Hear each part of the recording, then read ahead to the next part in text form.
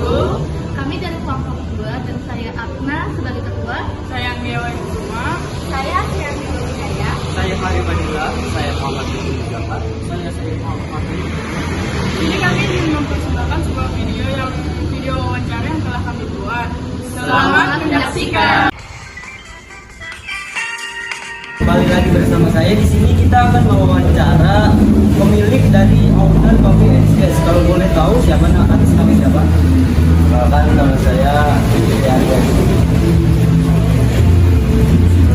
Kira-kira udah berapa lama mulai usahanya?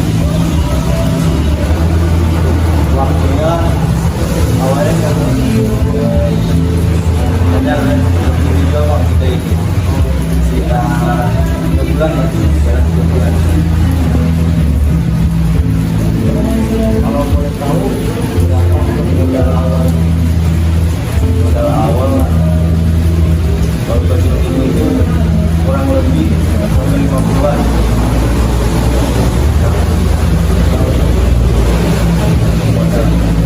Jauh dari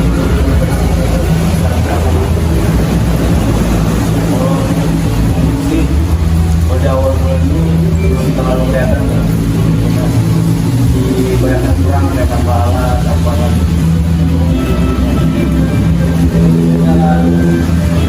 Kita sampai 20 juta bulannya itu. Kalau sekarang apa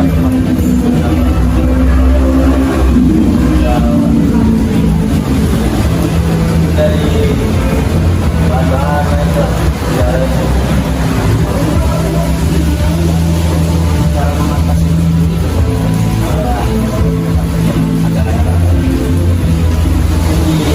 apa yang ada bahan supaya harganya Kira adalah karakter atau sosok yang menginspirasi dan memulai usaha ini.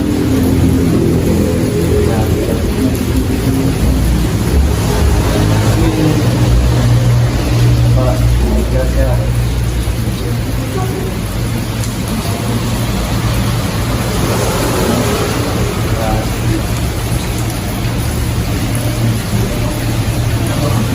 Atau kayak dia ini melihat kayak kawan gitu loh, Betawi yang di Bali patah. Ya, idenya dari mana? awalnya pernah jauh-jauh di daerah ada dia betul. Oh, jadi awalnya ini coba-coba dulu mulai usahanya. Kayak awal dia mulai usaha ini ya Pak, usahanya. Awalnya itu sama kawan juga nonton dulu tinggal di kedai kalau cuma dicabut siapa aja kalau kita mau kedai awalnya bisa ini bang dengan baju pas-pasan loh maksudnya ada negara yang harus ambil jadi kalau dulu di caranya menjadi investor ini kakak yang mengantar ke sana dan kami yang menjalankan ini. Terima kasih atas jawabannya. Terima kasih sudah berkenan menjadi narasumber dari wawancara kali ini.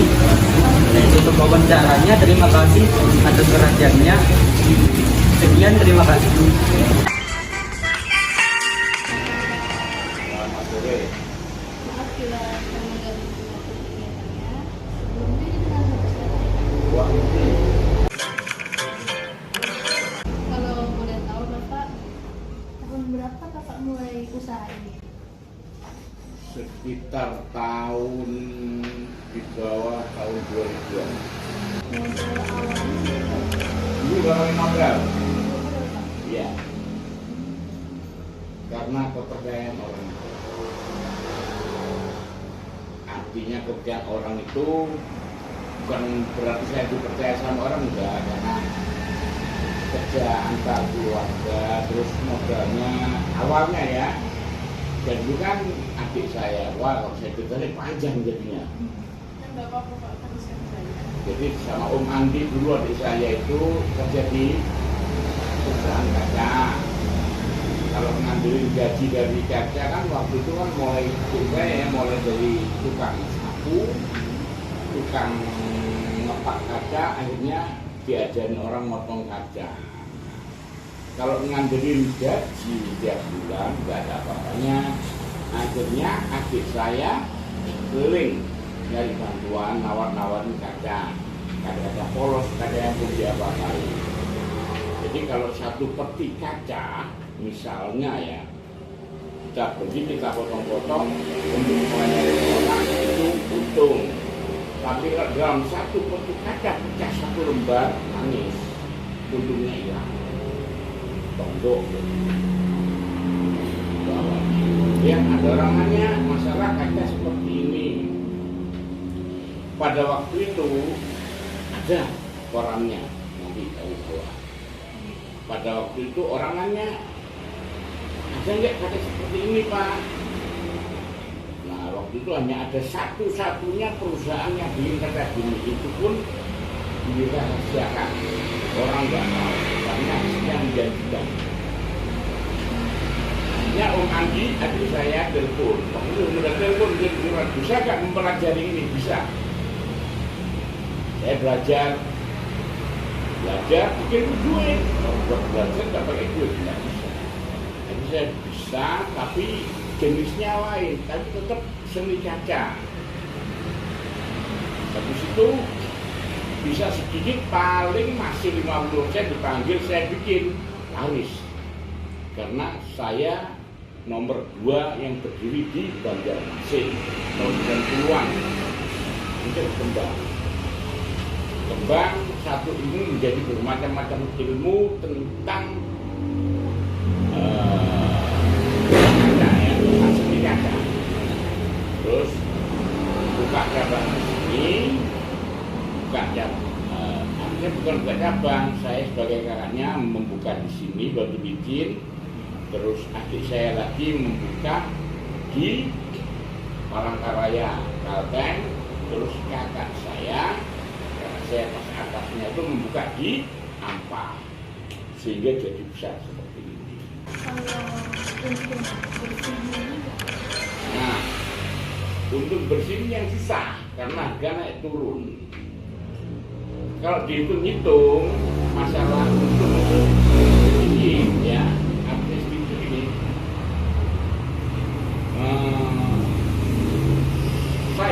kami ini ya, para pengusaha ini kan bekerja sama orang banyak, tidak sendirian. Harus bekerjasama dengan tukang, toko bahan bangunan, toko kaca, borong. Kalau yang membeli tukang itu untung sedikit. Kenapa? Karena tukang kan mau nggak mau dijual lagi. Istilahnya kalau bahasa pula. Itu pasti kamu beli di mana pasar besar dijual lagi. Sama tuh kaca yang gede beli di Banjar harga 50.000 per meter misal. Di sini kan nggak mungkin 50.000 per meter. Ya paling nggak tuh ya 55.000 atau berapa dari itu. Berarti ini untungnya nggak nentu ya, Pak? Ya tentu pasti, untungnya itu pasti. Tapi untung yang besar itu kalau ada orang yang datang langsung beli, itu untungnya besar. Kalau dari kawan, dari rekan bisnis, untungnya ya nipis. Karena mau nggak mau kita harus, itu kan prosedur sudah istilahnya berhubung orang jual lagi. Jadi harga kaca itu ada pasaran. Kalau Bapak jual segini, itu untuk umum. Kalau untuk teman-teman bisnis harganya lebih murah karena untuk jual lagi, dan harganya Bapak nggak mau, misalnya Bapak jual harga 500.000 per meter misal, gitu. Bapak juga nggak mau nurunkan harga. Kalau sama pemborong mungkin 400.000 lah mungkin ya, anggap aja kira-kira begitu. Bapak nggak mau jual 400.000, orang jelas pilih di sini, pilih langsung ke tukangnya daripada ke mebel, ke pemborong, kan lebih murah. Nggak boleh, itu kan etika. Etika itu udah prosedurnya Gitu memang. Sama kamu ke toko-toko Cina terutama. Kamu beli alat mesin, nggak boleh langsung lewat sales. Masuk pabrik nggak boleh, harus melalui sales. Kamu beli mau sepeda motor di dealer, nggak boleh lewat langsung sama pimpinannya, jangan nggak boleh, harus melalui sales. Karena sales nanti dapat untung dari pimpinan perusahaan, itu harus.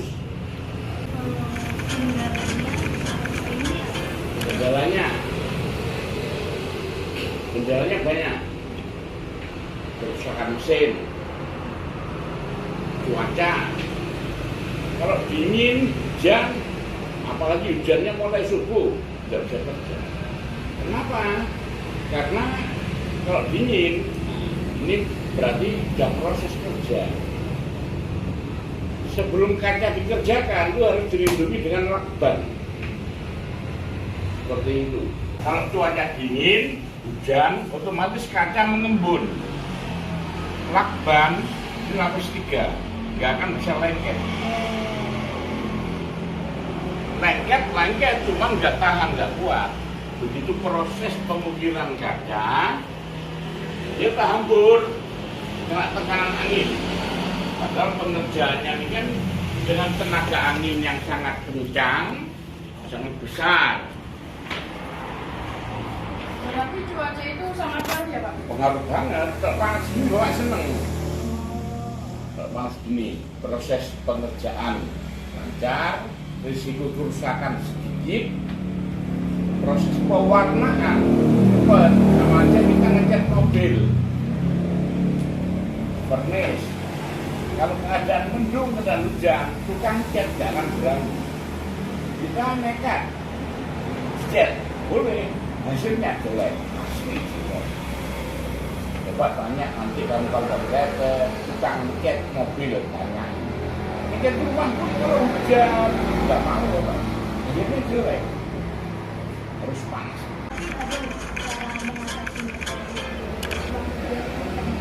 Nggak ada. Kecuali kita punya mesin, ada sih sebenarnya kita bikin ruangan tertutup. Tapi siapa yang tahan? Kalau mau ngecat mobil masih pakai ruangan tertutup bisa, karena dia pakai sistem open.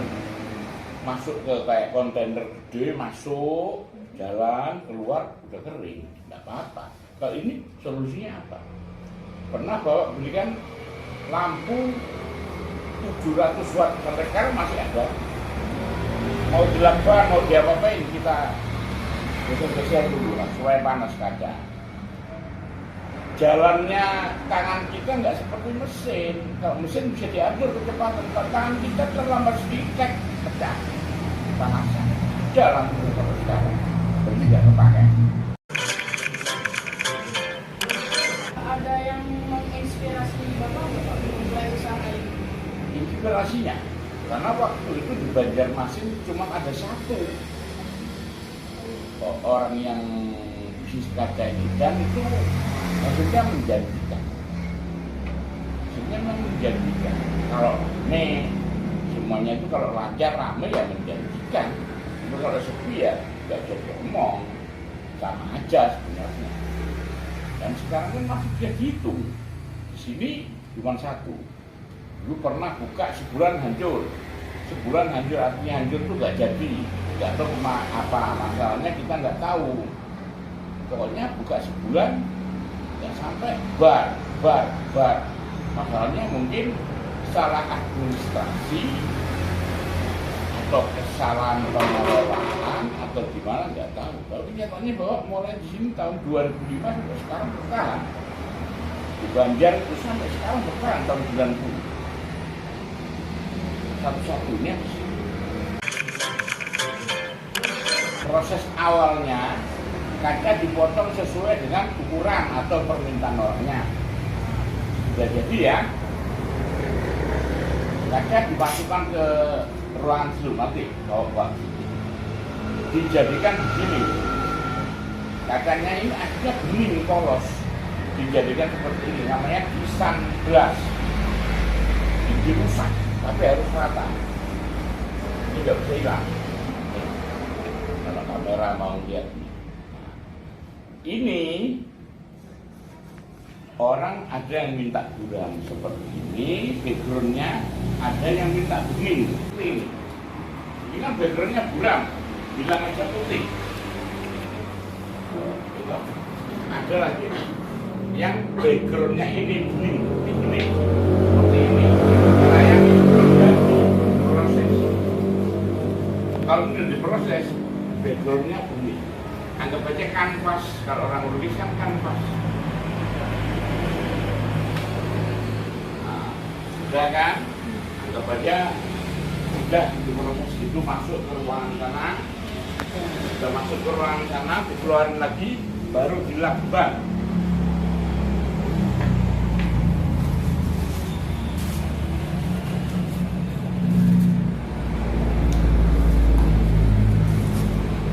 Pertama pakai lakban ini, kertas, mereknya tertentu. Bisa pakai Daimaru, pakai merek ada, bagus mereknya. Satu lapis, sudah kasih lem yang dicairkan itu, ada lem dicairkan, dan kastor, lem macam-macam, ya. Banyak jenis lem kertas. Nah ini, kan kebetulan pakai merek ini. Kastor ada, lem ini ada dua ya, tapi ambil yang bagus, yang butek warnanya kuning-kuning pekat, jangan kuning bening. Udah dilapis sama ini. Kalau backgroundnya bening, kanvasnya ya, sebagai kanvas ya, ini 2 kali, ini 1 kali. Tapi kalau burung seperti ini 2 kali cukup, satu cukup, karena pakai media pasir. Pasirnya nggak sembarangan. Kalau yang pasir-pasir biasa harus 3. Berhubung saya pakai pasir, persamaan pasir bersih 2 cukup, karena persamaannya itu lebih tajam daripada pasir biasa. Berhubung di sini nggak ada orang jual pasir bersih, bapak pakai persamaannya. Persamaan apa? Kuya. Kuya itu kalau orang sini bilang tainya emas, tuh karung warna hitam. Kalau ada kuya pasti ada emas. Jadi limbahnya emas. Sudah kan, ditempel 2 kali, baru ditempel gambar. Gambar. Terus kan kita gambar di kertas. Contohnya nih, yang udah digambar.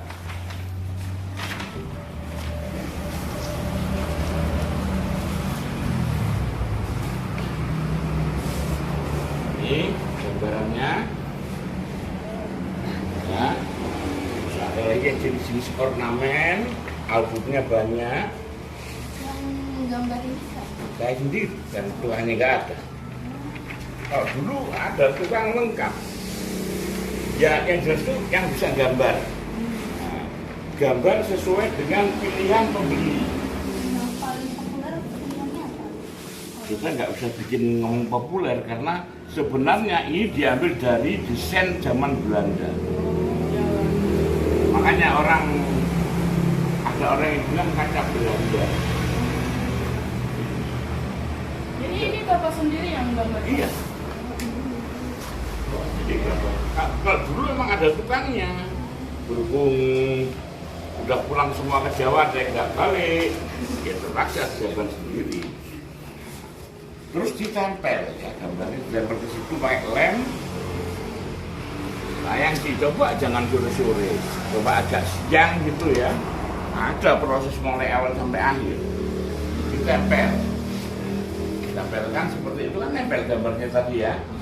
Terus disayat, cutter. Di-cutter sesuai dengan gambar. Sayat sesuai. Saya cutter yang tajam ini. Cutter sudah. Lalu juga masuk ke ruangan sana. Dikir. Ngukirnya pakai media pasir. Mesinnya nih, ayo kalau mesin ya, pakai mesinnya.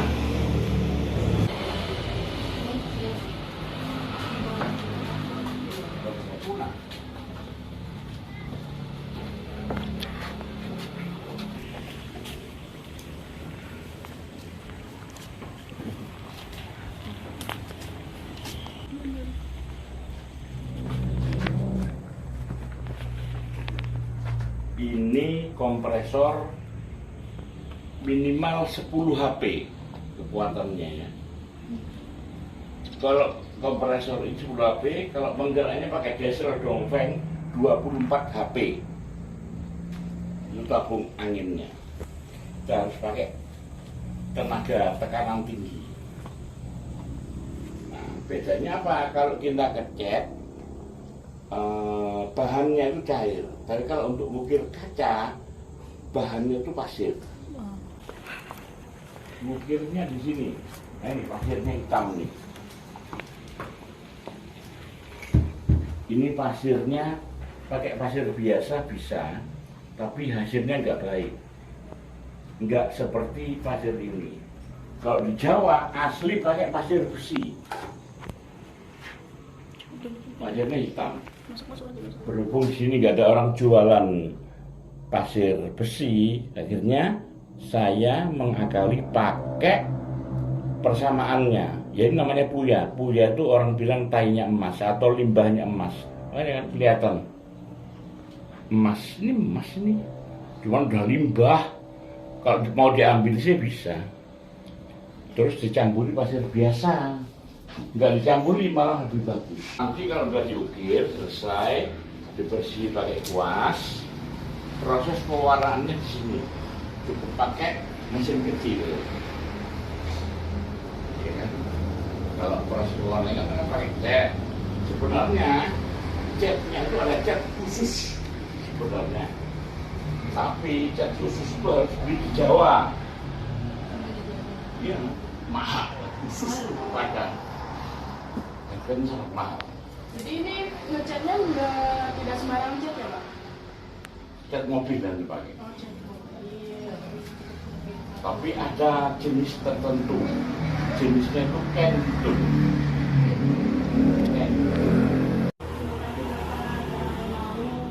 Memberikan penjelasan tentang hal ini dan mau jadi narasumber. Ya. Sama. Kalau ada pertanyaan lagi, kalau ada kekurangan bahan, silakan tanya. Walaupun tanpa di video, tanya aja ke rumah langsung. Kalau mau video yang ada jenis lain daripada ini, video di rumah. Itu bahan lainnya. Kalau perlu guntingan koran, sejarahnya bahwa bisa mendirikan kaca ini, saya simpan sekarang ada bawah. Jadi bukan ngomong kosong, sejarahnya ada koran, ada wartawan yang datang sampai sekarang sini buat kenang-kenangan. Bawa aja nggak apa-apa. Ya. Nah, kemudian kalian kerjaan yang sukses ya. Jangan berani sama kedua orang tua, ingat. Nurut. Harus.